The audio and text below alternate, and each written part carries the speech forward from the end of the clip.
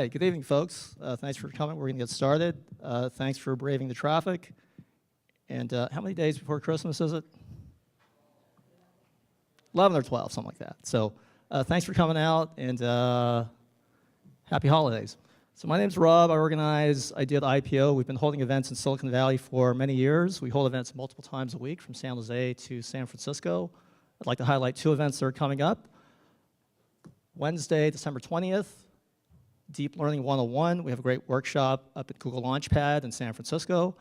Later on in January, we have an event in this room, ICOs, Bitcoin, blockchain, cryptocurrency, hope or hype. So we have a great panel lined up for that. So check out the details for those events and all of our events on our website, ideaipo.com.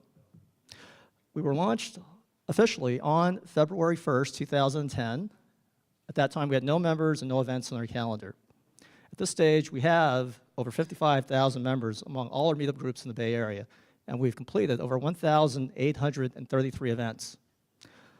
By any standard, by any measure, we're the most active, most prolific startup event organization in Silicon Valley, bar none. Yeah, well, thank you for that enthusiasm. Yeah, I really appreciate it. Yeah. Our mission is to promote entrepreneurship, support entrepreneurs, build community, and provide value in the Silicon Valley startup ecosystem. So to that end, we provide content that is practical, actionable, and relevant, stuff that you can actually use to succeed as entrepreneurs. We believe in building community because Silicon Valley is an aspirational ecosystem and it attracts people from all over the world who come here to do great things. Who here is not originally from Silicon Valley? Cool. Who here was born and raised in Silicon Valley? All three of you. Well, thank you. Thanks for coming. Welcome. Whether you're born and raised here or just arrived last night, it's important for us to provide multiple channels for you to meet people, build relationships, and grow your network. So in addition to our content-oriented events throughout the week, we have fun social events on Friday nights. So every few Fridays, we have a TGIF mixer. The next one happens to be tomorrow, December 15th, at the Hyatt Regency Santa Clara. And it's also going to double as a holiday celebration. So you're all invited to come celebrate the holidays tomorrow, December 15th, at the Hyatt Regency Santa Clara. With regard to value, it's important that we provide value at each and every one of our events. Not just value for your money, which is important, so we make sure that our events are affordable. So if you cannot afford the cover charge for whatever reason, come talk to me and we can work something out. And at each and every one of our events, we make sure that we have a decent buffet meal. Was that a decent buffet meal? Yeah. All right, 3 people like it, that's cool. Well, I want to thank the law firm of Foley and Lardner for sponsoring that decent buffet meal.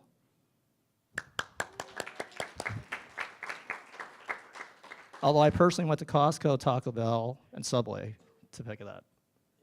FYI. More importantly, at each and every one of our events, we want to make sure that we provide value for your time, which is your most valuable resource. Is anyone here getting any younger? Besides our moderator? So when you invest your valuable time to come to our events, we want to make sure that you maximize your ROI.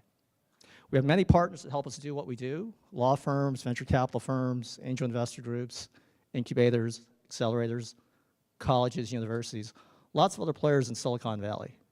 Tonight, we're grateful to the College of San Mateo and the Small Business Development Center for hosting us at this beautiful venue. Is this a beautiful venue? Great. We've held many, many events here, and we look forward to many, many more. And by the way, don't worry about the parking. As I outlined in the event description, regular parking regulations aren't enforced. So if you do get a parking ticket for whatever reason, come see me and we'll get that taken care of. Some of our other partners are here tonight. I'd like to have them come up and say a few words. So let's hear it for Mike and CTO 911.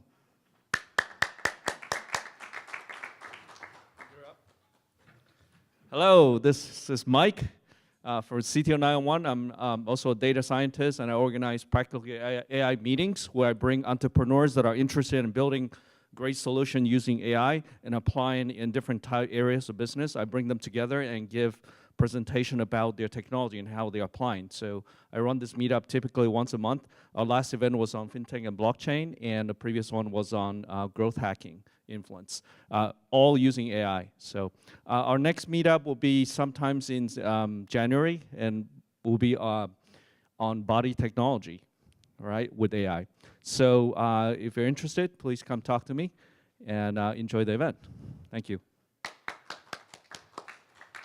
All right, next up we have Cesar Plata and everycircle.com. Thank you, Rob, and welcome everybody. I'm Cesar Plata, founder of everycircle.com. We're launching very, very soon, and this is an online platform targeting the small business community. We're giving everybody their own free website, and we're doing something nobody else is doing out there that I'm aware of. We're going to share revenues with them. So this could be the next big thing. We're bringing all the islands together, connecting everybody. Thank you and welcome.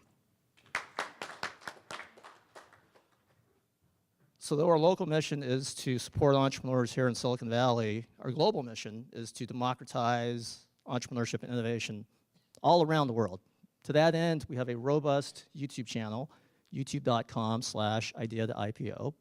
We have tons of videos. We've documented and archived many of our events, and this rich, valuable content is available on demand, anytime, anywhere, totally free of charge. Whether you're in San Mateo, Palo Alto, Maui, Moscow, or Timbuktu. And our partner in that endeavor is Tim Jeggers of Jeggers Films, one of the top professional videographers in Silicon Valley. So let's hear it for Tim.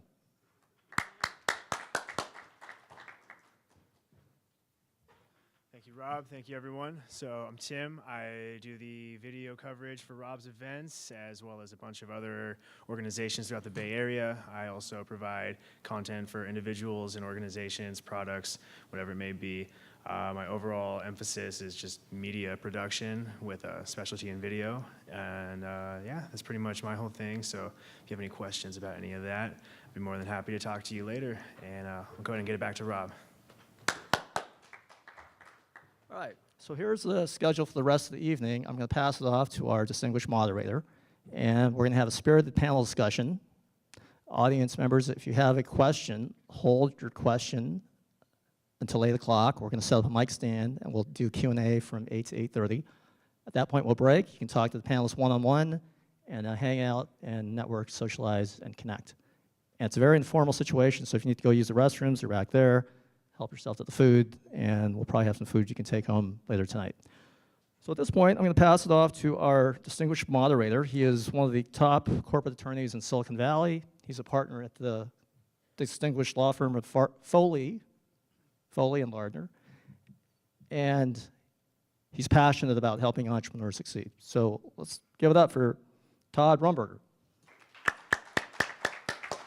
I think maybe to get started, let's get a sense for our audience. I'm going to go through real quick a couple of different categories of folks. I think it'll help us maybe direct our comments a bit more. So who out there is a founder of a startup company? All right, that's good to see. Who is an employee of a startup company? It's not a trick question. It's sort of you're working with a founder, but you're not necessarily the founder. All right.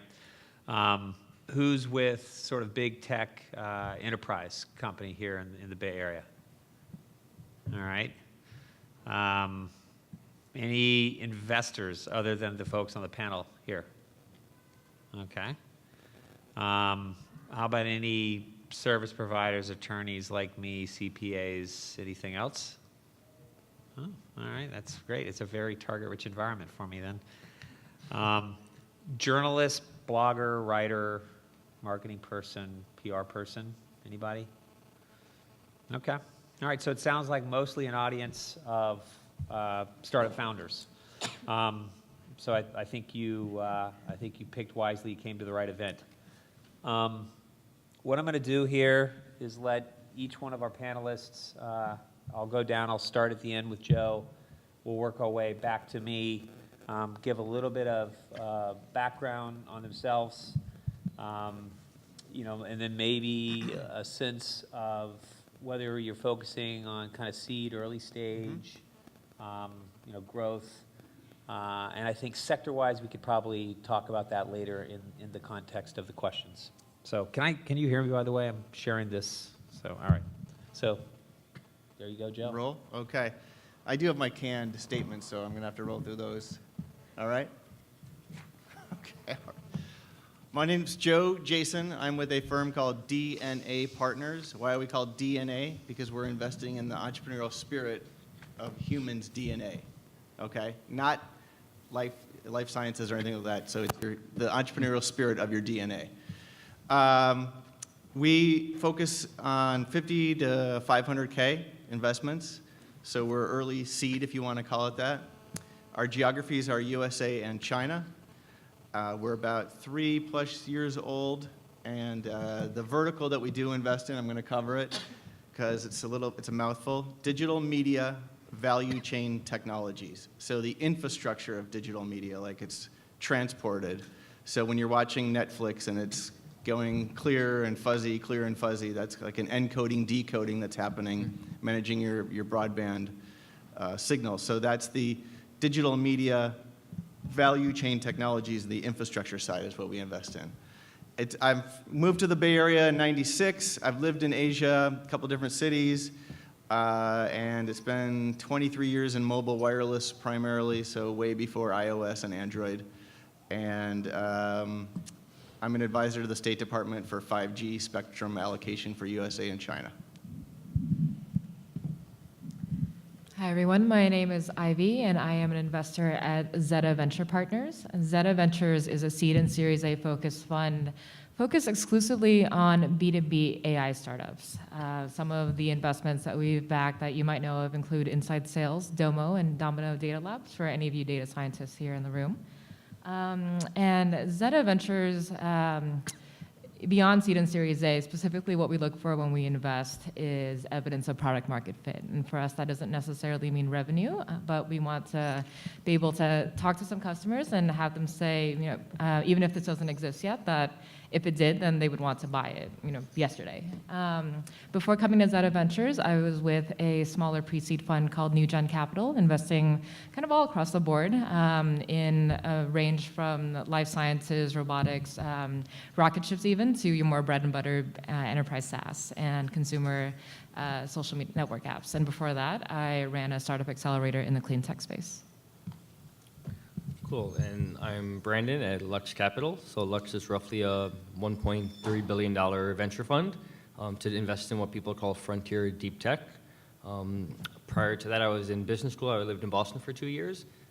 Before that, I worked at a family office venture fund called Capricorn, which is Jeff Stoll's family office, doing lots of kind of frontier tech investing in transportation, mobility, semiconductors, so on and so forth. Background is electrical engineer by training, worked in semiconductors, and did some work in automotive and autonomous. Hi, my name is Ashish. I'm originally from India, born and raised. I'm a computer science undergrad, worked for Yahoo for a bunch of years, built out Yahoo's enterprise data stack, lived in China for a year, learned a lot about entrepreneurship when I saw Alibaba and Tencent kind of like taking up back in 2010. Went back, started a couple of my own companies, didn't do well. Decided to move out over here, go back to school, worked in venture, worked in marketing, M&A, and then decided to go back to early stage investing, primarily because I think I get bored of things very easily. So venture has been good so far. We'll see how that goes. I work for a fund called Grecian Robotics. We primarily invest in early stage companies in robotics and hardware, primarily B2C and B2B2C models. Mostly in Series A and Series B companies, writing between $2 to $10 million checks. We invest internationally everywhere outside of China. We did 6 deals this year, out of which 3 of them were outside of US. So we are very active from that perspective. There are 4 of us, 3 of us over here in Menlo Park, 1 person in London. And yeah, we are looking forward to get to know more of you and see what's going to happen in 2018. All right, awesome. Well, so you can see these investors are not mailing it in. What I mean by that is these are not later stage folks. These are people, I think, that are perfect for the panel because they're trying to invest in new ideas, and that's a hard thing to do. Seed investing is a very, very hard thing to do. And I know my own practice, I have a lot of startups, from sort of a founder coming out of PhD or some tech company to venture-backed companies. I represent some early-stage funds, some later-stage funds, more and more, and we'll talk about that a little bit tonight, some corporates. Corporations are getting, I think, just more and more and more involved in getting in earlier into startup companies. And then I do a lot of mergers and acquisitions work as well. So, I've got my own opinions on this stuff, but I don't think, honestly, it's going to vary much from what these guys see, because I do so much early stage and so much seed stage. So I tend to look, I think, at the world, and certainly Silicon Valley and outside of Silicon Valley, kind of through those same glasses, right? Of what's new, what's working, what's hyped, what's underhyped, what's overhyped. We're going to talk about all that tonight. I was thinking earlier today, just 2017 in general, and it has been kind of a nutty year. A lot of scandals, right? White House, sexual harassment stuff has come to the forefront. I think we can maybe touch on that a little bit tonight. I mean, Louis C.K., like what? Like, what is he doing in the middle of something like that? Politics, media, right? PBS, Charlie Rose. So pretty shocking, actually, I think. A lot of catastrophes, floods in Texas and Florida, fires in Napa. Now in Southern California, the Vegas shootings continue. There was the eclipse, which was nice. There was the Women's March. I don't know if you all remember that, but that was the beginning of the year. I thought that was pretty awesome. And there's always Trump, right? In the background, or trying to be in the foreground of sort of our thoughts. I went to cash, actually, pretty early in the spring, and I'm kind of regretting that, and I regretted it every month, and I kept thinking, man, I need to pile back in, but I kept thinking, Trump's going to do something crazy, and it's just going to be so crazy that everything's going to go off a cliff, and I'm perfect because I'm all in cash, and I'm going to go dive back into the stock market. And I made that move in the spring, and I've been sitting in cash since the spring, sort of expecting things to sort of go off a cliff. And the stock market, and that usually has some effect, I think, on the investment market out here. I definitely would not say it's directly connected, and certainly not in seed stage. I think that's probably the most impervious to the ups and downs of everything else that's going on in the world. But it didn't happen. I think one interesting fact as well, I saw that 10 million more Americans shopped online this year on Black Friday than offline, right? I mean, that's got to have some bearing on what we're doing here in Silicon Valley when that large of a move is happening to online, because I'm sure everybody here remembers kind of dabbling around in this stuff early days, but for the most part, everybody was still going into stores and tearing through boxes and trying to grab stuff, and it's just not happening anymore. So, just to put a little bit of perspective on that, I would like each one of the panelists, and Joe, maybe I'll start with you again. One notable trend for 2017, and I guess we might as well focus a little bit here. I was scattered a bit, I think, all over the place, but maybe one notable trend in kind of the venture investing startup ecosystem. And each one of you maybe go down and share your thoughts. So it's kind of a loaded question for me because I'm USA and China, so I'm spending my time in two different marketplaces. So you get two notable trends. Are you talking about Silicon Valley bubble here, or are you talking about the world, or are you just define it a little bit for me, please? Yeah, that's a good idea. It's fair. So let's do something inside the valley here, local, and then maybe what you're seeing globally as well. Okay. I think while you were prefacing, I thought of one word, and I think it's Bigfoot. I think the big macro pieces to the puzzle are just coming down on the startups. And, in the dot-com era, it was 100 million was a significant round, right? I mean, it was just unbelievable if someone got $100 million in a round. and now it's becoming more common, as we know, in our daily vernacular. So I think it's the big plotting macro steps of private equity, VC, really trying to jump in and take charge of the pre-IPO situations.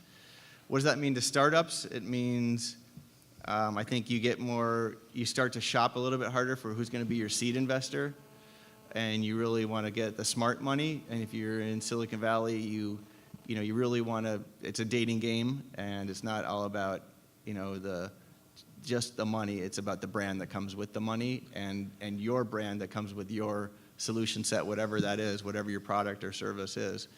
So I think the matchmaking is more important.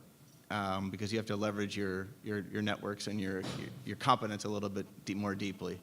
As far as the rest of the world, we can see the big macro footprints coming out of Asia, and we should really take a big heart of that, a big note of that, and note that we're only 330 million people, and there are 3 billion people, so we need to really be starting to respect those marketplaces of Russia, India, China, Indonesia. So those are places that are going to start having some more economic power.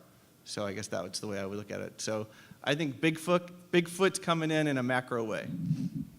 All right. My answer will serve for both bigger macro trends as well as Silicon Valley trends. And I think the word that stands out for me the most when I think back to 2017 is Balkanization. And we see that, again, all across the board. I think that none of us thought that the Brexit vote, for example, would go through. And then after that vote went through, everyone kept thinking that the whole process would be halted, and that this was just kind of a protest vote, and that there was no way that such a big break would happen. And here we are, about a year and change after that monumental vote, and we're still rolling forward. And we're seeing that all across, ripple across all across other sectors too. You mentioned, Joe, the growth of other startup ecosystems, China especially. And having worked at a Chinese fund prior to coming over to Zeta and focusing here in Silicon Valley, one thing that I realized as well, there is a massive influx of capital from China. There really hasn't been a lot of cross-border collaboration and cross-border growth in terms of startups. Uber, for example, put up a very good and very long fight in China and ultimately had to withdraw and was defeated. And on the converse, there are a number of Chinese companies that have tried to expand here in the U.S., Huawei and Xiaomi especially, and even Tencent and Alibaba. And all of them, despite great effort and a lot of capital thrown at them, have really only made some fairly limited inroads. As much as people like Connie Chan and Andreessen Horowitz and other investors constantly look to China and the WeChat model and other massive success stories in China to suggest ways that we could reverse the trend and actually imitate what might be going on in the Chinese ecosystem. Increasingly, it feels like I grew up partially in Silicon Valley. I think I spent the latter half of my childhood in Silicon Valley, and one of the interesting and most tantalizing promises of the internet was that it was this borderless, kind of unified, very crazy Wild West where everybody could be equal and anybody could talk to anybody from any corner of the globe. And it just doesn't. It's starting to feel like that isn't the case anymore. And I'm sure we'll see. We've seen some early evidence of that this year, and I'm sure we'll start seeing more of that as we roll into 2018. And that's something that I'm very nervous about and very eagerly watching.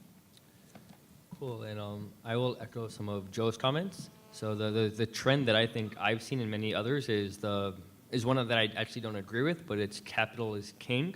So this past year we've seen what SoftBank has done with the Vision Fund. So that's a $100 billion venture fund largely being deployed in the Valley. The largest VC fund prior to that was NEA, which was also, I believe, this year, which was $3.3 billion. So you have one foreign sovereign entity that kind of 30x the largest venture fund and almost 2x venture capital as asset class.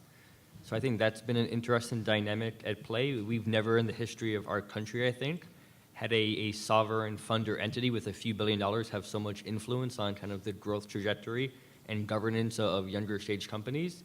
I don't think SoftBank will be the first, and they won't be the last. We've had, you'll probably see others. Tencent and a lot of the sovereigns are actually becoming more active in direct investments, which has been a change in later years. So what does this mean for all of us? I mean, it means there's billions and billions and billions of dollars of equity investment and liquidity being pumped in the valley. It means valuations are higher. It means companies are staying private longer. I think it means the people who reap the economic benefits of those companies are a smaller subset than we've seen before. There was not a study, but a graph I saw that if you look at what Microsoft to Amazon to Google to Facebook to returns in public market for public market investors, they were all good, but it's in a shrinking order of magnitude because of the later stage growth equity and venture capital dollars. So I personally don't believe capital is king grade, kingmaker. I think the counter to that is the Uber-Lyft parallel. Uber has raised probably 10 times the amount of money Lyft does, but I think they roughly share similar market sizes today in terms of number of customers, with Uber maybe being a little bit bigger, but not 10x. So I think that's a trend we'll probably continue to see, but maybe not for the long term. So I think I will focus a little bit more on the trends that we are seeing, specifically focused on hardware and robotics. The primary thesis for us to start the fund was that hardware sensors are becoming really, really cheap. And it was very easy for someone to basically go out and basically build the initial versions of the product. And that is becoming true even today, like with crowdfunding platforms and 3D printing has made it very easy for people to build out hardware products. And if there is a demand, then you fly out to China, supply chain is very efficient, and then people are able to build out the hardware side of the business very, very quickly. And then with AWS, it's becoming even easier for people to start building, like many years ago, to just basically spin out compute network and storage resources. And as these platforms are maturing more and more, AI, ML, and a lot of these building blocks that you need to build your product and do a lot of these computer vision algorithms and to run these on massive data sets, it's becoming very easy for people to kind of like run these data sets. And the combination of these are disrupting the physical world in the ways that have not been done before. At the same time, there are two things that we have observed. First thing is, every time a large company like Google, Facebook, Amazon, Microsoft, they go out and do a big developer event, that basically ends up killing at least 5 to 10 startups. So it's becoming difficult to find companies, specifically in hardware and robotics, where you are trying to build, specifically in consumer hardware. There is no category left which is not being touched by any of these larger companies. So it's making harder and harder for entrepreneurs to find those niches. Second thing is that if you're trying to build a horizontal AI company, it becomes even harder because you're trying to go after the likes of, like Google and Facebook's, who have massive data sets, massive processing power, and are able to pay top dollar, so they're able to attract the best talent from the industry to go and work there. But at the same time, like if you are a startup, like focus on solving one problem well from end to end with your own proprietary data sets, and trying to build a moat which makes it harder, which is not a focus for these larger companies, like going and doing something in healthcare, finance, is becoming more and more of a trend where people have started to talk more and more about narrow AI side of things. So those are the trends that we have seen more and more over the past year. Okay, great. Yeah. I'm Brandon, in particular, the idea of so much money flooding into kind of the later stage part of the kind of venture ecosystem. I mean, can you make any connection between what's happening there and any impact on the seed environment, or do you think ultimately it's just about liquidity?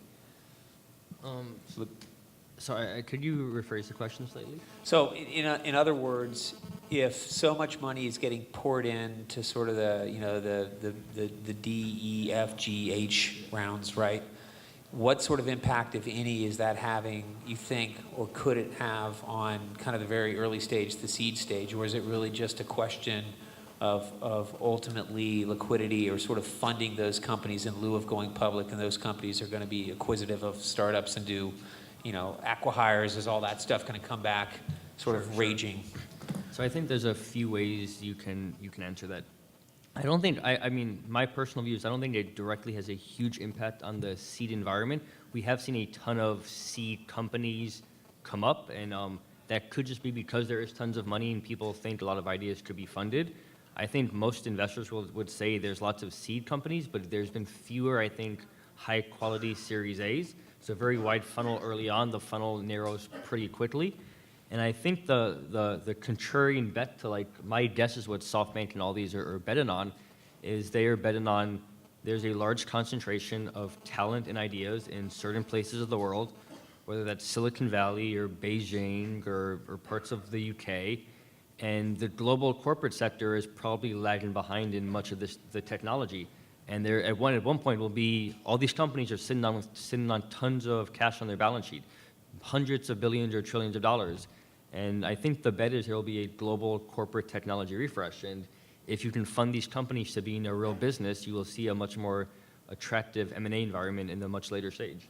Do you think we're going to start seeing, I remember it was 2000, maybe 2009 or 10, I did panels for a couple of years where we would get corp dev, sort of any particular kind of vertical, and talk about acqui-hires. We've seen some of that. I've had some of my companies, but it's more of like a consolation prize than sort of like, this is what I want to do. So our view on acqui-hires, I think there'll be fewer and far in between in the very hot sectors. So things like autonomous and AI. You'll see some acqui-hires in AI. I think you'll see very little in automotive and autonomous. And part of that is because every one of these companies is being funded with such high dollars, it almost doesn't make sense for an acqui-hire outcome. And we've talked about this internally, but Google and Facebook and Amazon and Apple, they rarely have paid in the past few years top dollars for any acquisitions. So I think a lot of the bigger acquisitions will come from kind of the unusual suspects, whether it's Walmart buying Jet.com for $3 billion or Target buying, I'm blanking on the name from Atlanta for $500 million. So I think you'll see a lot of these Fortune 500 companies start to use cash on the balance sheet. And the other side to that is there's this huge in the public markets activist investor pressuring these people to spend the cash on the balance sheet. So I think you'll see less acqui-hires and a lot more and maybe bigger M&A in the future. Okay. And for maybe Ivy or Joe, in terms of China, I mean, do you see, we've seen a bit of that, right? Them really trying to make a more concerted effort. I know there's been a couple attempts. I mean, do you think they're going to get traction and really become sort of players in the investment or M&A market here in the Valley? From China? Yeah. Yeah, I mean, it'll increase a little bit where they want to just wholly buy a company that has a valuation of maybe 100 to 500 million. I don't see, a lot of the $100 billion acquisitions coming in from China. Yeah, if you just want to talk about China, I guess I would be, and it would be, you have to think about the China ecosystem in China is more about the big 800-pound gorillas. Usually, for the last 10 years, they've been saying to the startups, look, we can either buy you or put you out of business. And that's been pretty common for a long time. And the U.S. is starting to catch on to that as well. And the U.S. kind of did it, I think, in the late 80s, early 90s. But now that's really quite prominent in China, and I think the U.S. is starting to feel that kind of philosophy or that value system as well, which is not good for Silicon Valley. So Zeta isn't a Chinese fund, so all of this experience has been gathered mostly from afar and from my previous lifetime working at a Chinese fund.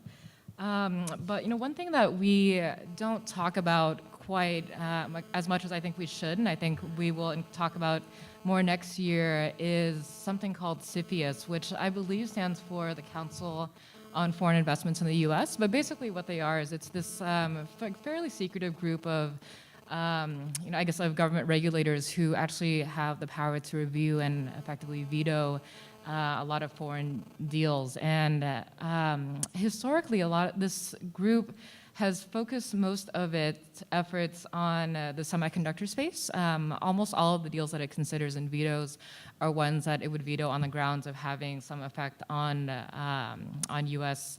national security. And so a lot of the companies that have a lot of dealings with the Defense Department, for example, or other branches of the U.S. military, or any of the intelligence services are ones that are particularly vulnerable to that. More recently, what we're seeing is that this organization, I think a lot of, both here in the US and as well as its counterparts in other governments all across the globe, is that they're starting to understand that security isn't just a matter of, missiles, missile defense systems, guns, tanks, semiconductors, and so on. It's also the data and the algorithms that run them and inform these decisions. And so, increasingly, I'm observing CFIUS weigh in and stall a lot of potentially very large deals and exit opportunities when the money is coming from sources like China or even Russia. Very recently, an example that I think a lot of us might be aware of, might be surprised about, is the acquisition of AppLovin, which is like a pretty significant local Silicon Valley startup. What happened, if I understood it correctly, and I should actually do my homework on this, is that AppLovin was supposed to have been bought for several billions of dollars by a Chinese company in order to build out a presence in the US. And that deal was blocked by CFIUS. And instead what happened is that AppLovin I think took a much smaller strategic investment from this entity and is actually still a privately held company. So just watch out for more of that to come. I actually formed AppLovin with for Adam. Yeah, before he moved over to Fenwick. Anyways, so it's interesting because I had one question, which was, do politics matter, right? And you just gave an example of CFIUS, right? If we're going to start having this influx, which I've personally had my own clients get investment from non-U.S. investors, both funds and corporates, but also in other ways, right? We saw net neutrality today. So any thoughts in terms of whether we need to be worrying about outside of Silicon Valley, the sort of political scene? You've given a great example, I think, from kind of a geopolitical or national security standpoint, because we've dealt with CFIUS, with ITAR. I actually had a panicked client who has a Russian development team, and they were doing some testing, like down in Crimea, and the next thing you know, I had my sort of national security guy from DC, and he's throwing words around like criminal liability, and the founders were freaking out. And so I think a lot of this stuff doesn't necessarily on people's radar. It's, I've always thought that it would matter, at least in terms of exit opportunities and questions further down the timeline. But I think it's going to matter. I mean, I'm shocked at how much it's starting to trickle down to the rest of the ecosystem. I'm not sure how many of you guys are following this, but Kaspersky Labs, for example, which is a cybersecurity company, has now been banned from all contracts with the U.S. government, or all dealings with the U.S. government, and have effectively shut down their Washington, D.C. office. And maybe you guys can tell me this. I can't remember off the top of my head, but I mean, they certainly have a Russian-sounding name, but I think they have a fairly siloed U.S. presence. At least, I can't claim to know for sure since I don't work there, but I can't imagine a private company like that funneling secrets back to the Russian government as their main line of business. I think that the dollar size of contracts is probably a little bit more appealing to them, but who knows? Maybe I'm missing something here. But I think there's going to be a lot more of that to come, and then that's really unfortunate because especially in the in the deep tech space, which I think all of us focus in or at least dabble in, there's a lot of incredible talent coming in from a lot of these countries that at least our government or our leadership is currently at odds with. China, for example, is increasingly a great base for some incredible AI talent. The Eastern European bloc and Russia itself has always been a hotbed for cybersecurity talent. I mean, some of the best physicists and math minds in the world. And I'm just not really sure what's going to happen next. As we start clamping down on along these geopolitical lines and on these types of concerns. Yeah, I mean, just to echo that, I think that the talent blockage is probably the scariest thing being in the Valley. Many of the smartest people, the biggest companies are built by people who are not born here, who are from here. So the direct effects and the ripple effects of that are very existential. I will try to find a more positive note to end my comment on. So to go to the other side of the funnel, the one maybe interesting thing a change of policy will have is on the creation of new companies. So for the past, call it 15 or 20 years, there's probably been an underinvestment in automation technologies, specifically in manufacturing. And that's because to the end consumer, we've kind of had automation in some sense as like cheap labor in China is a proxy for that. So China has been historically a labor-rich and capital-poor country in the mid to early 2000s. And because of that, we had really cheap goods. Once we lose access to labor-rich countries, I think it forces an increased investment or pace of investment in automation here. So I think that's the one area that's probably been underinvested in the past 15, 20 years that we will see more overinvestment in going forward. I'm really glad this has come up. I mean, I think you put the talent issue aside, and I think it is extremely significant. But when you're talking about the technology and strategy and geography associated with the politics of the world, in the US, it's always been a political stand for how do Qualcomm and Intel navigate the world through Washington, D.C., through Asia, through Europe. They've become, in their 80s, 90s, 80s, 90s, in that era, they became real politicians and lobbyists. They had significant people going through the world and meeting with governments. So if we look at Silicon Valley, post semiconductor, we can just hop forward to social network or social media, how they never approached Washington, D.C. for anything. They did the build it and they will come. And now that you can tell the backlash of not thinking it through and not going through Washington, D.C., and showing that you were 22 or 30 years old when you're starting your company, that you never approached Washington, D.C., and oops, now I have bullying. Oops, now what's my privacy policy? Oops, I have terrorism. Oops, I'll just put some labor on that. That is not well thought out through mature startup company behavior, okay? And so politics have always been influenced in technology. And if you think about the mobile wireless industry worldwide and how those geographies, if you take Europe, Asia, Latin America, United States, and Canada, those have always been government first driven. What's going to be the protocol inside the mobile network operator? Is it going to be GSM, TDMA, CDMA? The governments usually drive those protocols. And then the rest of the ecosystem falls into place. So it's always been there. So it's always time for us to think about how we're going to approach the politics and governments of our strategy inside of our startup company. Don't do what Zuckerberg did, not thinking through anything and approaching it and getting lobbyists after he went public. Facebook is a reactive company, not a proactive company. Think at what stage it came in the social networking industry. It was Friendster, MySpace, Facebook. He's late to everything.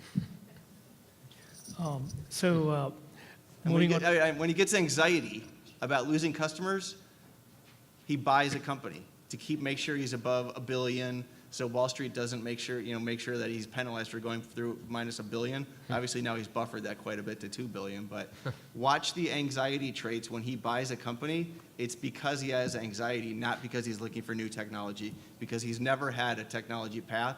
He iterates on technology. He's never invented anything. Same with Jobs.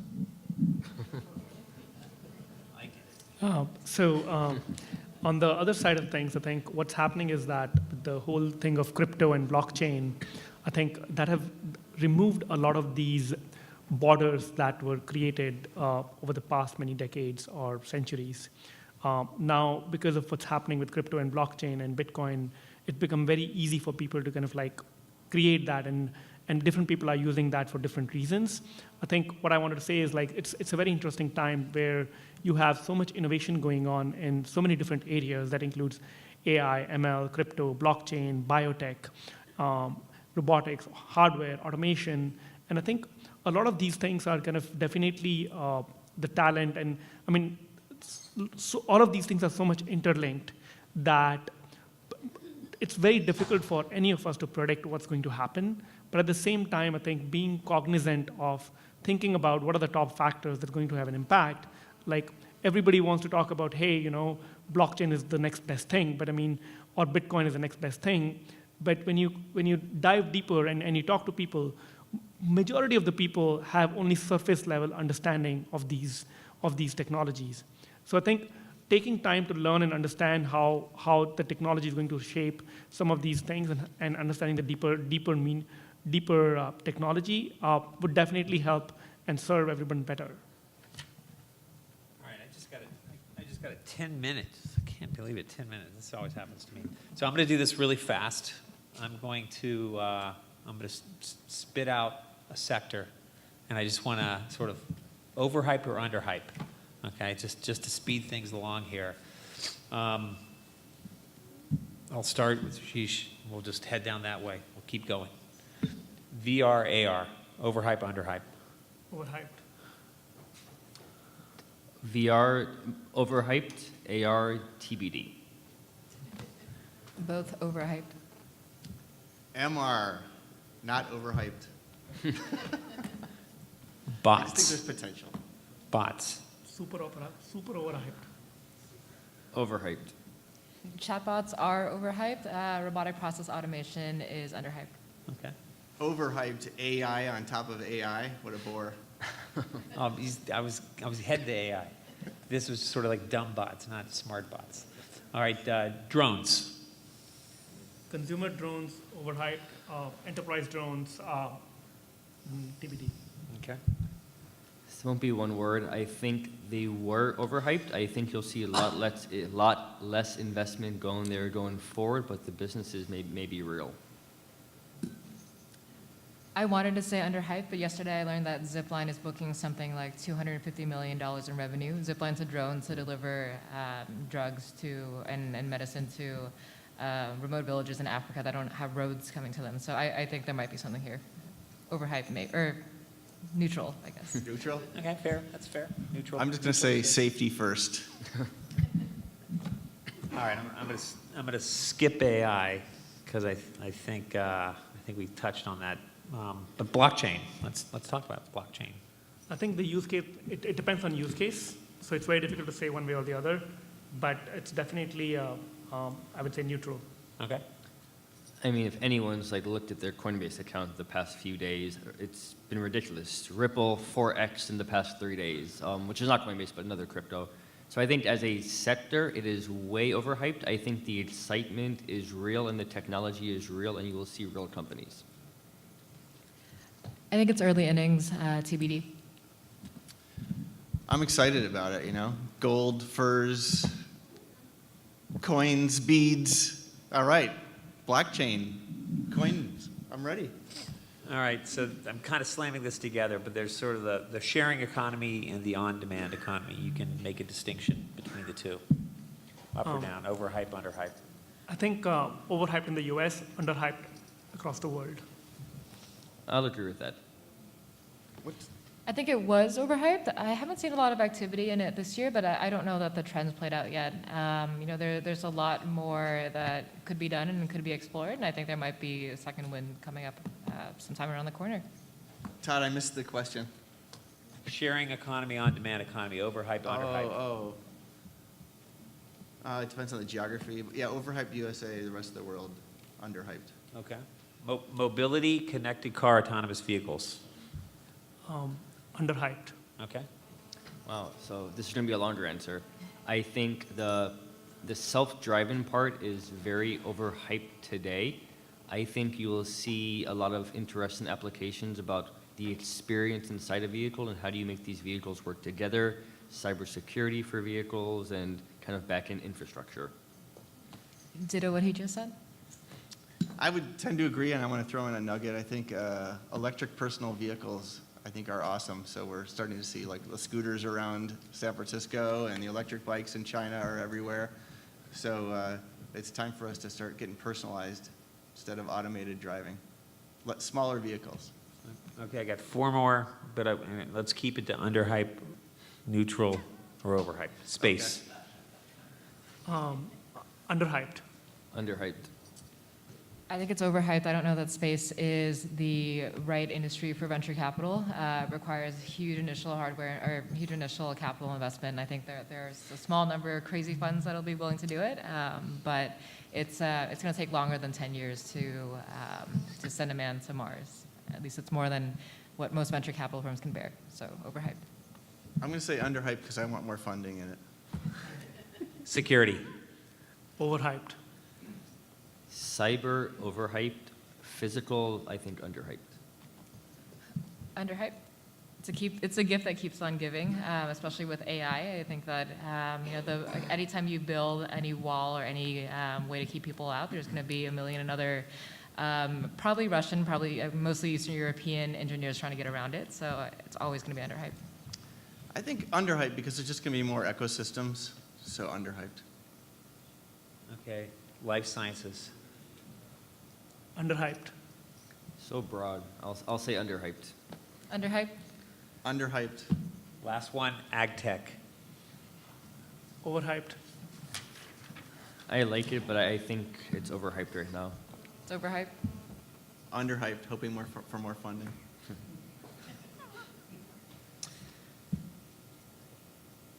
Okay, well, I'm trying to think with my limited time where we're going to get the most bang for the buck here.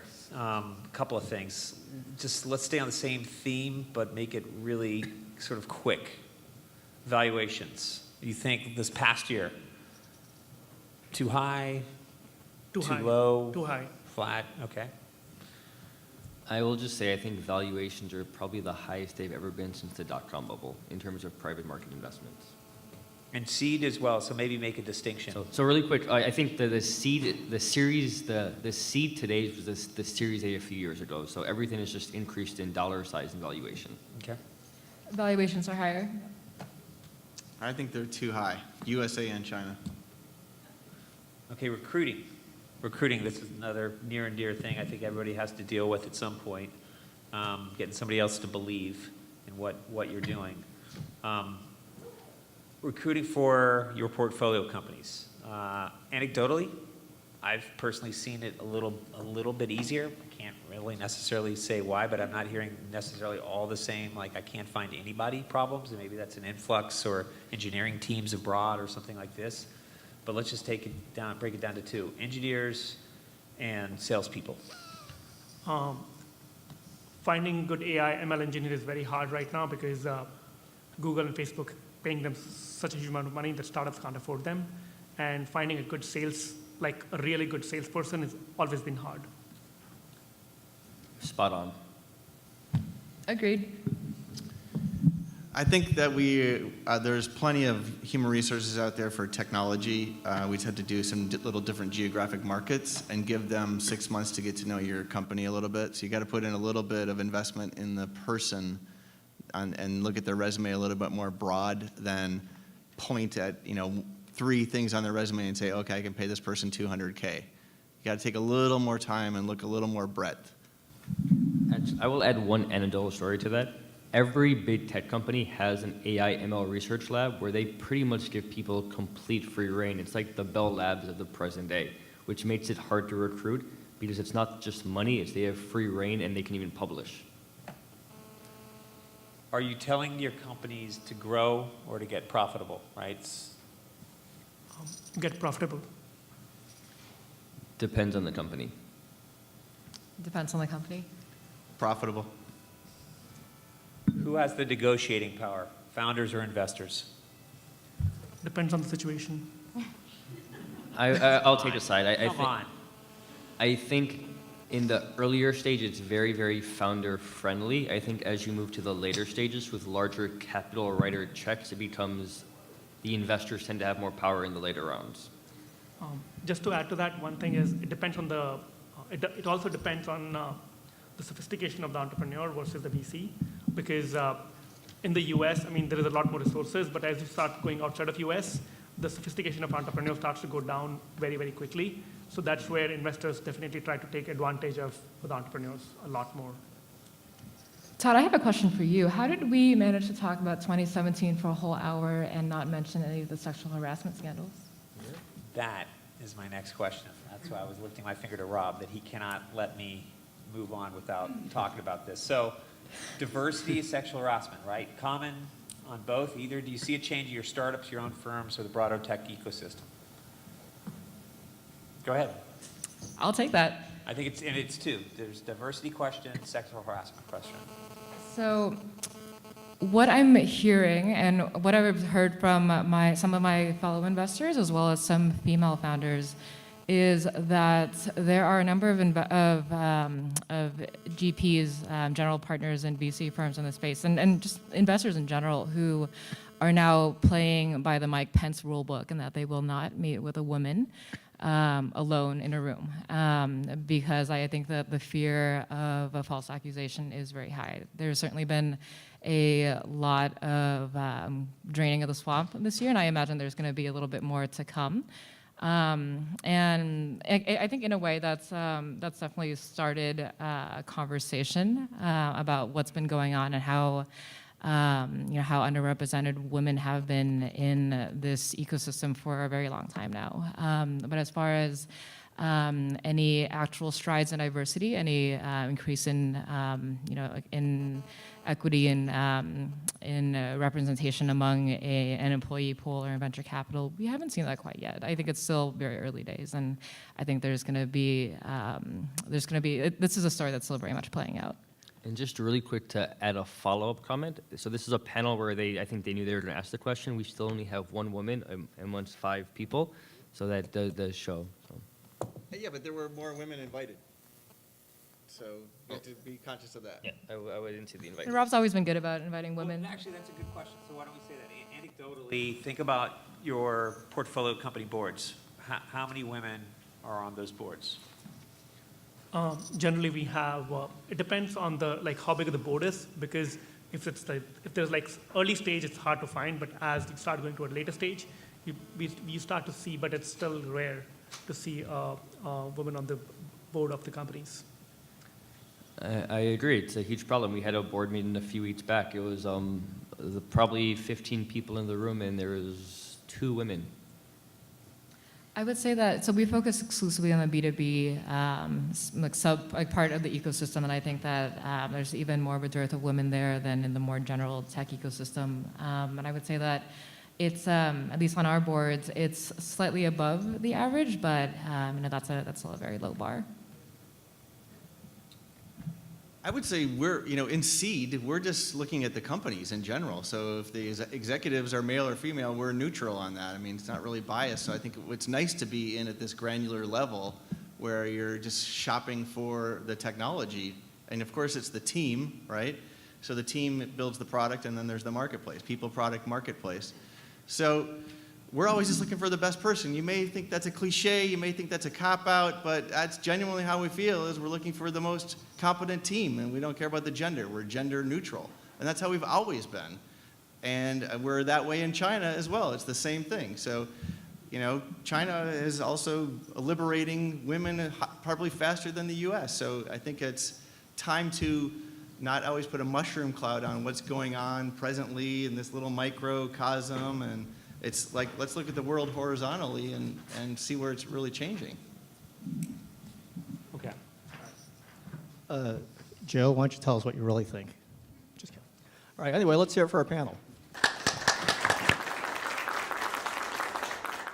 So we'd like to take as many questions as possible, so we want to be really efficient about it. So walk right up to the microphone, ask away, and keep in mind, this is videotaped. It's going to be on our YouTube channel. So who's got a question for our panel? I got a question. Go ahead and ask your question. Just kidding. I'm just kidding. Step right up. Thanks for the panel. You mentioned about the bot sector is overhyped. I wonder if you can comment on the other space in the generic, like AI realm, how the other sectors are hyped or overhyped. So I think you may have actually mentioned this earlier. For one, I think 90% of companies that call them AI companies are not AI companies. They're data science companies, or they're some other type company. They just, every last bullet point on a PowerPoint says AI. Thank you. So So that's one comment. And then the second is, I think you'll have a few successful of these horizontal AI companies. I think it's hard to compete with Google and Facebook and so on.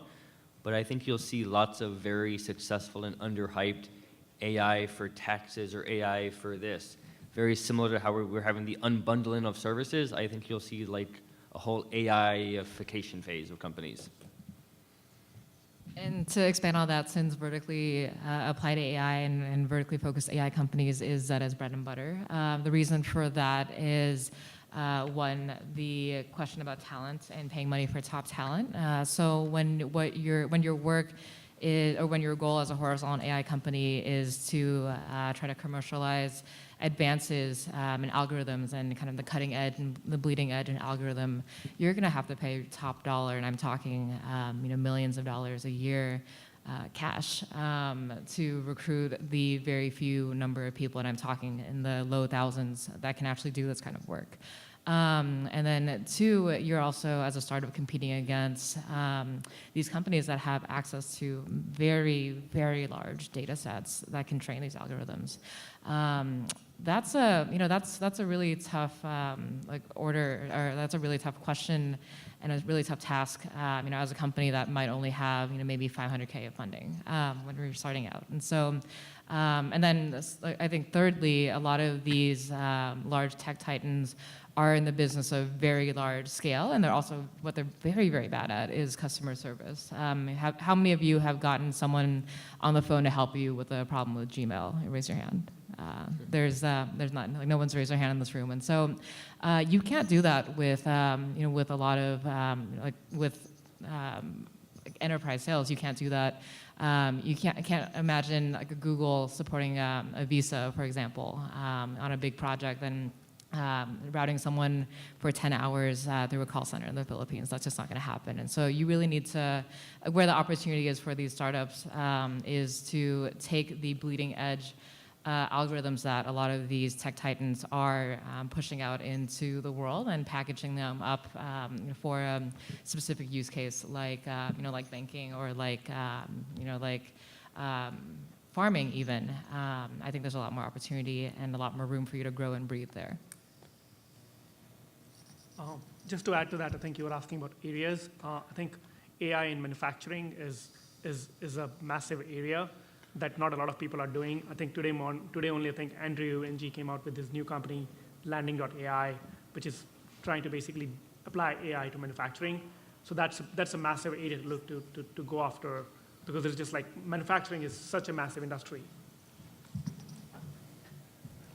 Questions? Oh, good. Well, thank you so much for coming tonight. I'm wondering if any of you could speak to the next big thing in education, kids, schools? Sure, I will give a personal hope of mine, and some of this is technology enabled, some of this is, I hope, the Stanfords and Santa Clara and Berkeleys of the world will change. I think technology and AI will enable personalization of education, which I think has been missing. Udacity and Coursera are moving in the right direction. You may see others emerge. My long-term hope of education has to do with how fast the pace of change is. If you take engineering, for example, civil engineering, it has kind of the same principles over a time span of hundreds of years. Mechanical engineering has innovations in the decades to 100 years. Double E, years to decades. Computer science, you're talking about weeks to months to years. The things you learn become outdated and change. So I hope for a world that education and work really are kind of not co-load, but coexist in different times, where you can be a lifelong student.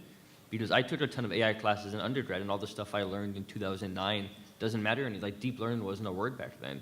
So I really hope that a four-year degree is no longer a four-year degree, and it becomes an extended, lifelong extension. So. Anybody else? I'll just say I think it's great that we can maybe focus technology on personalization or individualization, but then we also have the innate instinct that we are tribal people. We work in tribes. So community, if we can work in communities as well as private, I think there's a value to both sides of the coin there. I think one of the things is kind of like how there's a huge discussion around what is the right way to teach a child, right, at an early stage. And there are like a lot of experiments going on if you look at Norway and some of these other European countries which are a little bit more thinking far ahead. And I think a lot of experiments on that side, like where they're trying to make the education gender neutral in the early years and what type of impact does it have. And I think a lot of those experiments kind of like what they have learned and how it kind of like gets spread out across the world is definitely something that I'm very, very interested in. I think there are a lot of these alternate models of like companies like alt schools which are trying to come up with new types of models where they are trying to deploy faster learning cycles and make it a combination of practical versus theoretical education versus kind of access to education or access to quality education is something which is becoming big deal. There's a company in China called VIP Kid, which is basically allowing Chinese parents to get English-speaking teachers to teach their kids via Skype and other online video, which has been taken off like crazy in China. And so those type of things where you are creating a platform that basically makes education accessible to everyone in a meaningful way. I think that is also kind of like creating a lot of these new opportunities across the world. Hi, I have a question. I work in the corporate innovation space, helping large companies drive internal innovation and open innovation as well.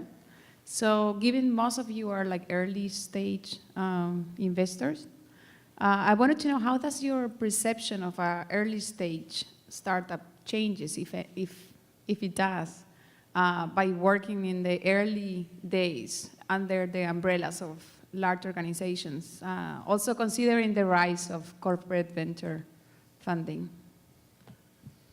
There are so many different permutations of corporate venture funding and corporate innovation programs, as you probably know very well, since you're a practitioner in this space, that it's hard to say and it's hard to give a blanket statement.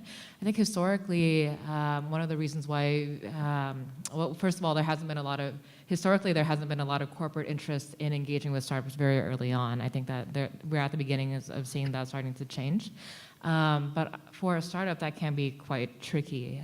If you, as a 10-person company, for example, and you're balancing 5 customers, and one of your customers is a Fortune 100 company, and I think it's very clear where your attentions are going to be concentrated. And done right, that could be a very good and nurturing relationship for both sides. And but often that can go off the rails, and that can very much suffocate a startup. And then depending on what the extent of that strategic relationship is, has this corporate offer strategic funding, does this corporate sit on a board with this company, that might actually preclude that company from landing a customer who might be a competitor to that strategic partner. So it just really depends.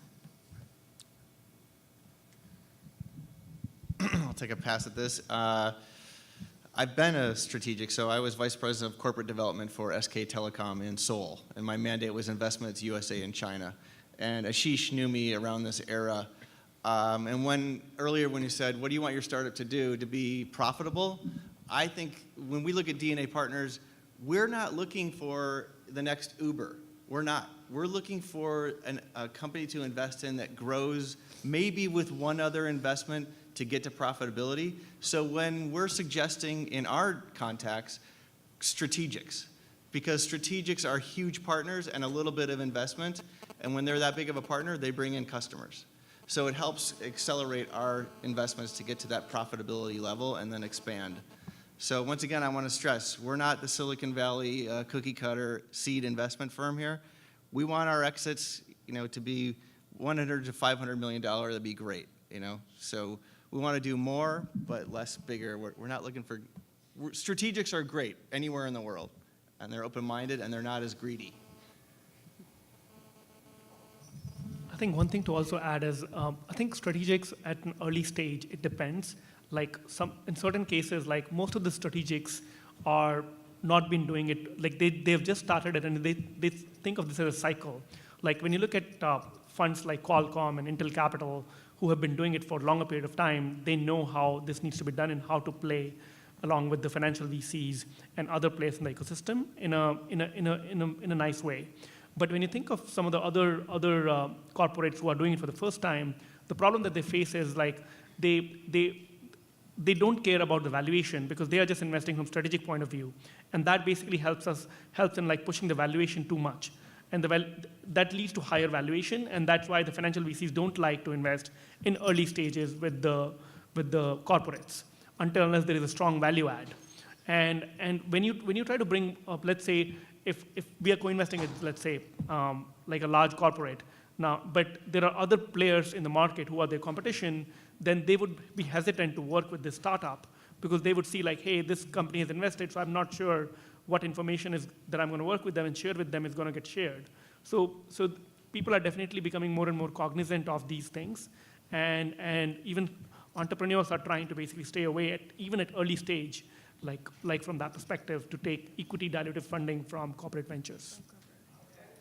Yeah, one thing I would note is I have definitely seen corporates getting involved earlier in investing, whereas you would have expected them to be, in later stage rounds. I think they are finding. I'm meeting startups that already sort of have a incredibly strong partnership with XYZ company, and I've even seen where they've peeled off, $500,000 in a convertible note round or something. When I'm just like, it was very strange to me that I was seeing corporates doing that type of investing. I mean, you've got Plug and Play, right, that has the 12 different vertical accelerators and all their corporate partners, their little corporate ecosystem, and they're really active in those companies. I know because I've worked with a bunch of the companies down there for many years. On the point about the corporates, there is definitely a real risk, and I represent some corporates as well, and I just have my sort of little cheat sheet of these are the things that we're going to look for. We're going to go for the ROFN. We're not going to sign. We're going to get out of these things on the drag along. Like there's a bunch of stuff that gets specifically negotiated for the corporates. But of course, it's true. The big concern, I think, is are you telegraphing to other potential customers out there, right, that these guys sort of already have, they've been marked, right, and so. From the outside looking in and not necessarily knowing the relationship really well, that can be a turnoff to I think other potential customers. So when I have a client that's got interest and a lot of momentum from a strategic really early on, I'm definitely telling them, be careful. Hey, And then it's just this is a quick comment. So since the audience is sitting in the here and they want something tangible, there are some active ones in Silicon Valley, GE, GM, Nestle. These are very active corporates out in Silicon Valley. And then just a really quick comment that we found is helpful. We found it's helpful when you deal with corporates to try to separate the financial or the investment part of the deal from the commercial deal. It just makes it a much cleaner discussion and a much more apples to apples comparison of what you're looking at. Thank you. Okay, this one's hard to phrase, but I think we've had too much social media, the LinkedIns, the Facebooks of the world, even the Salesforces, that targets a specific, very small segment of the market. But links, a lot of links and a lot of likes doesn't pay the bills. I've realized that the small business community is like humongous, 98% of the U.S. business market. But do you guys see any room for investment maybe in, I haven't seen that the next big thing, the next big online platform that targets this market. Are you aware of anything like that, or would you think there'd be some interest from the investment community? I can give one example. I think yes, and I don't want to monopolize the microphone by any chance, but an example I'll give that I think is very powerful. So there was this, so Shopify is a $10 billion company, and that essentially took any brick and mortar operation or any person and enabled them to be kind of web 1.0 or like e-commerce 1.0 companies. But now you're competing against Amazon, and I'm starting to see companies that can give you all the tools and the A/B testing and the intelligence that Amazon has or Jet.com has or Walmart has with just a few turns of the knob. So I think you'll see a lot of these platforms give kind of superpowers to SMB companies. So Twilio is one example that's done this quite well. That's an example that you could use today. Twilio. Okay. And I really liked how you were stepping out of the box and doing your rev share. I'm burned out just like you on the whole advertising, leverage the metadata on the consumer, privacy policy, afterthought. It's time. I'm out there pushing new startups for new business models, revenue models all the time, pushing it hard. Let's talk. I just wanted to add to this too and give you a hard time, Joe. So two great answers here for, I think both of these services are very good for digital companies and digital small businesses. What we haven't really seen yet, and I think that this is a sign that there's an opportunity here, is services for mom and pop shops and brick and mortar small businesses, the garage shops, the nail salons, the corner stores, which is probably more what you're talking about. In China, there's one company that's doing this quite well. I think I'm going to butcher the pronunciation since I'm not Chinese, but like Meituan Dingping, is that right? Yeah, that's right. But they're offering tools for effectively the 1,001 small businesses, hawkers, corner convenience stores, and so on, to digitize and to start accepting digital payments and manage their finances and so on. I think that there's there's definitely opportunities for for solutions like that here. Zed has invested in one called DOR, that's D-O-R, to continue the great Silicon Valley tradition of spelling things incorrectly as your name. And what they do is they offer traffic and basically physical traffic analytics solutions for brick and mortar stores. It costs $15. You peel it off, you stick it on a door, and it'll tell you exactly when to stock certain things, what times of the day you should have more staff, so on and so on. I think that's the beginning of very many other similar companies. Todd, well, I just want to say one comment on that. There's no such thing as a free lunch, right? There really isn't. And so it's up to our consumers and our marketers to say, hey, free is not good when you get free food, and free is not good with your social network, because your metadata is being tracked and you're in an ecosystem and you don't know where you're going. You don't know how you're being exposed. Okay. Hi. My question is about the role of technology in the investment industry. So how do you think technology will change the way you make decisions on which companies to invest in, and which kind of technologies are you already using, and are we going to see innovation or some kind of disruption in the private equity and venture capital in terms of how you make decisions? Well, dude, you just asked, do we have a crystal ball? Can we fly the circumference of the Earth? It's way too many questions in one question, so I'm not going to tackle it. Love this question. So yes, there definitely is. How successful they are and how good these tools are has yet to be determined. I think a lot of people have heard by now that social capital, for example, is providing capital as a service. So cut out all the bullshit of meeting with VCs, no more coffee meetings, no more partner pitches. You fill out a form and they'll tell you in fewer than, I think, 48 hours, that's the SLA, whether or not you'll get funding from them. That's one approach to it. And then behind that, is this black box data science algorithm that they'll apply to figure out whether or not your company is investable and whether they want to invest in your company. There are some other firms that engage in the space, or that take this approach, or this data science driven approach here in Silicon Valley in more mainstream software focused venture capital. Correlation Ventures is one. They're stage agnostic, and then Signal Fire is another one. I believe they focus more on the growth stage. And then on the consumer startup side, there is a startup and a fund called Circle Up. They work with new and emerging CPG brands, like beef jerky, new tampons, for example. And then there's a Hong Kong fund that I learned about the other day that is focused on life sciences and health tech, which I think is pretty cool. I have lots of opinions on this approach, but I'll save that for another time. Just a quick thing to add over there is what people are basically doing is they're trying to basically get data. Earlier, it's like the longer you've been in the venture, you have kind of like your lookup table, and then every time I see a company, I try to kind of like categorize that in the business model that I've seen before and try to understand pros and cons of like how I'm going to categorize the business. The way people are trying to change that is like they want to change the confirmation bias and say like, hey, you as a person, you can only remember, let's say 100 companies, but the pace of venture formation have increased tremendously over the past 10 years. So that's why there's a lot more data that is being tracked these days. And what they're doing is they're trying to use data up to a certain extent in terms of like figuring out who are the best companies that they should talk to. So for example, instead of talking to 1,000 companies, I would now talk to 100 companies which have already been vetted. So I'm using that data as a filter to classify who these companies are. And I think it depends where the data is being applied. Like, are you applying the data at seed stage versus Series A versus Series B? And a lot of other things that people have started to look at is like they look at a lot of other secondary sources of data. So for example, you would look at credit card penetration, you would look at like credit card utilization. Like what Facebook did, they acquired a company which was tracking data usage on each of the phones. So now they can suddenly see from a large sample set of data, what is the new app that is being used on a social side by these companies, and then they can go and buy that company without even anybody else knowing what that company is. Like TBH was one of those companies, and then before that, they have done that for a couple of other companies before. And so people are saying that only venture capital and private equity are using those. It's a wrong way to say that. I think the use of data has been, quant-based hedge funds have been around for a while, and they are some of the most successful quant-based hedge funds.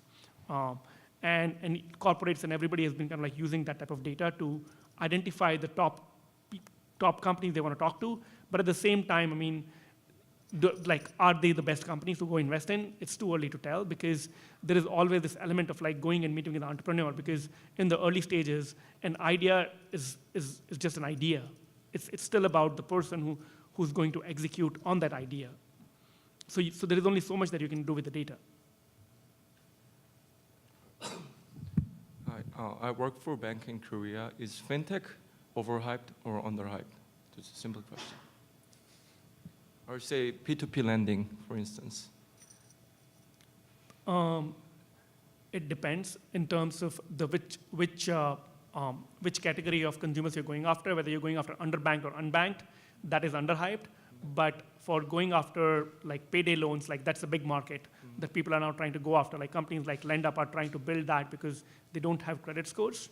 But at the same time, if you're trying to go after other markets, like in China or in India, like the normal population, these Lending Club was started like 10 years ago. So that model have existed for last 10 years. So now there are so many other companies that are trying to do that. The question is like, how good are your algorithm as compared to your next competitor? And it just kind of comes down to like a very small margin game, which like Lending Club stock, I'm not sure how well they are doing, but you can go and check and see how from that perspective. Not a space I've looked at super closely, so I will defer. Again, your question's very broad. I think specific to P2P, which Zeta doesn't cover, since it's a B2C business model. I think that Lending Club, the Lending Club scandal, and the underperformance of its competitors in the public markets has cast a chill on this category. But that isn't to, like, you never say never, right? That isn't to say that there isn't a company out there that has a unique approach that will get funding and do well. Remains to be seen. I'm going to give you a boring answer. It's regulatory, so try to look at top-down, bottom-up. Bottom-up meaning, what's percolating as far as startups and what you see on Bloomberg TV or read in The Economist. Try not to, read all the blogs associated with it. So take a top-down, bottom-up approach. And in Korea, had your chance. If you want to try to do a startup in Korea, I think that's a good idea. But the wave was kind of 2004, 2005 in Korea where it had momentum.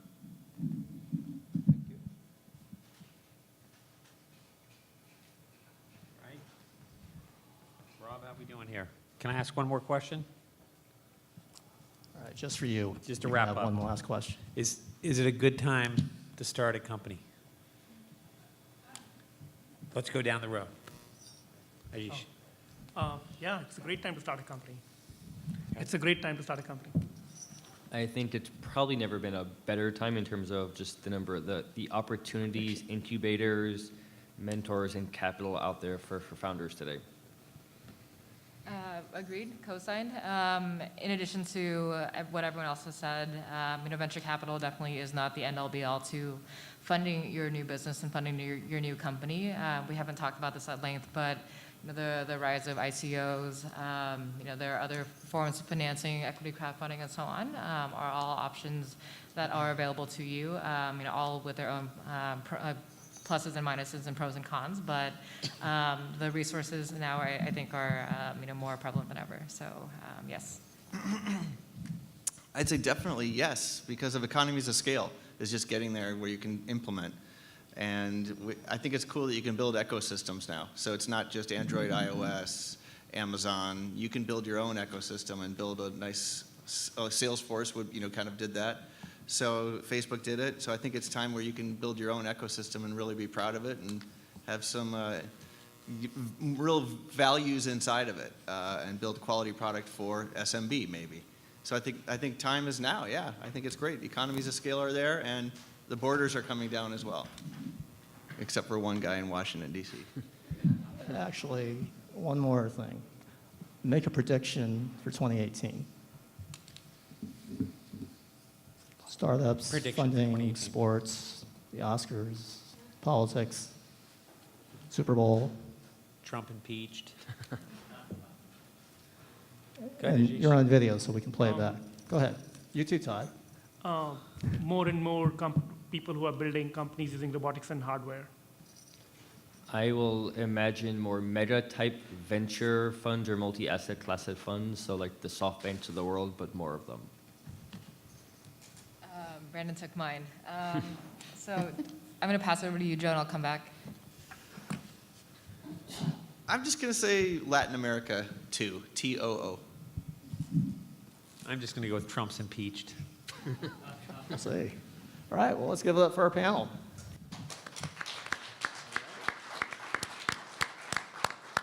Let's hear it for our great moderator, Todd Rumberger. And let's hear it for our audience. Of course, our event team, our video team, our sponsors. Yeah. Let's hear it for Rob. So our panel is going to stick around to talk to you one-on-one. Our video will be on our YouTube channel, youtube.com/IdeaIPO in a few weeks. So we'll see you next time. And Merry Christmas. Happy New Year. All right.